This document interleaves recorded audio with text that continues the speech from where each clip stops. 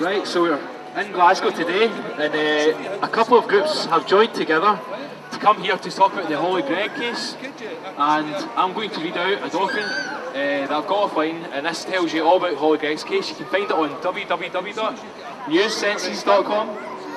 Hollie Greig's story is about a girl with Down syndrome disease who was sexually abused for a total of 14 years by over 20 people. In October 2009, the UK column reported that the BBC hides the truth of girls' sexual abuse ordeal. The shocking ordeal of Down syndrome girl Hollie Greig, who was horribly abused by an Aberdeen paedophile ring over a period of 10 years. After investigating and planning a documentary, the BBC abruptly dropped the case, despite admitting that Hollie was a reliable and accurate witness. It is important to stress that both the police and medical experts have said that Hollie's testimony is competent and she's an honest witness. From the age of 6, Hollie was repeatedly sexually abused by her father, Denis Charles Mackie. Later, Mackie began seeing his daughter with a gang of paedophile swingers that was operating in Aberdeen for many years. The identities of a further 7 child victims are already known. There is no question that the gang are well connected, efficiently organised and totally ruthless. Our frightening story is that they are protected by individuals of high standing within the Scottish establishment. In 2000, after 14 years of terrified silence, Hollie eventually told her mother, Anne, about the abuses. Formal statements were made to the Grampian police, providing all the horrifying details and the names of the abusers. They include a Scottish sheriff, a policeman, social workers, a nurse, a solicitor, a fireman, an accountant, married couples and others. Some of the rapes were actually carried out in the homes of these individuals. The latest chapters in this astonishing and horrifying story about Hollie Greig and the 7 other abused children have taken place over the past few weeks. The key issues are a continued refusal by Grampian police to fully investigate the overwhelming evidence for the paedophile rapes and the wall of silence by the Scottish establishment.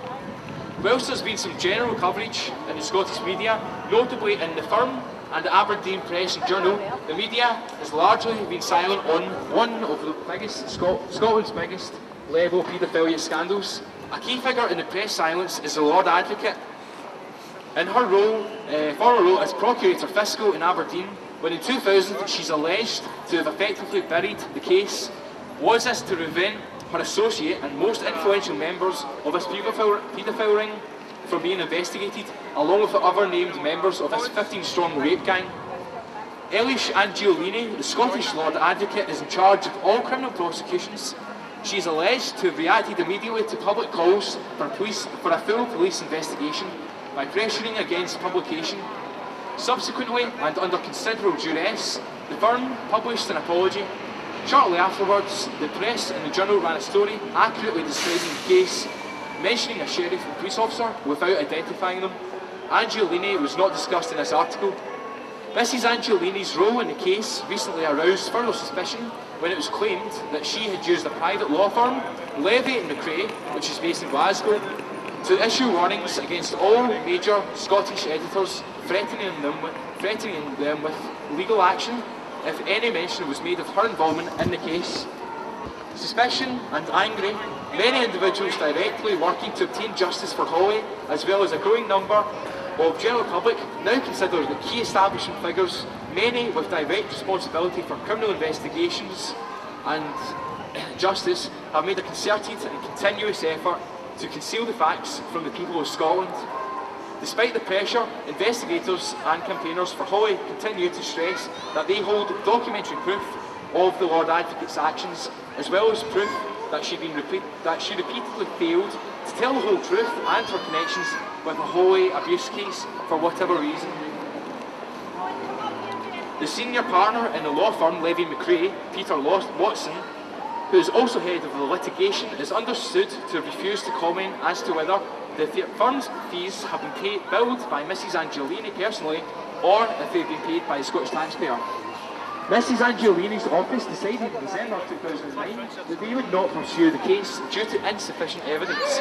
Corroborating evidence by private investigators and researchers indicates that other than Hollie, not one of the 24 named abusers and victims has been questioned by Grampian police. This follows the pattern of 2000, when the crimes and perpetrators were first reported. At that time, the police later admitted that only one of the gang, Hollie's father Denis, had ever been interviewed. The UK column is aware that investigators have just received the post-mortem report of Robert David Greig, who is Hollie's uncle. Robert died mysteriously in an alleged car fire incident in 1997.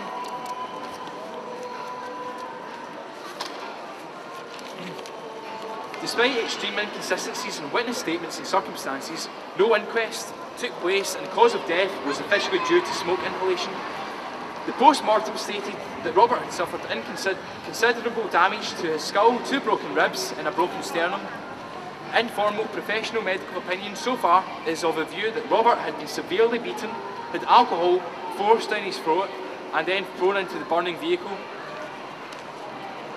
Although this was not known at the time, Hollie in 2001 told her mother that just prior to his unexplained death, Robert had caught Hollie's father sexually abusing her.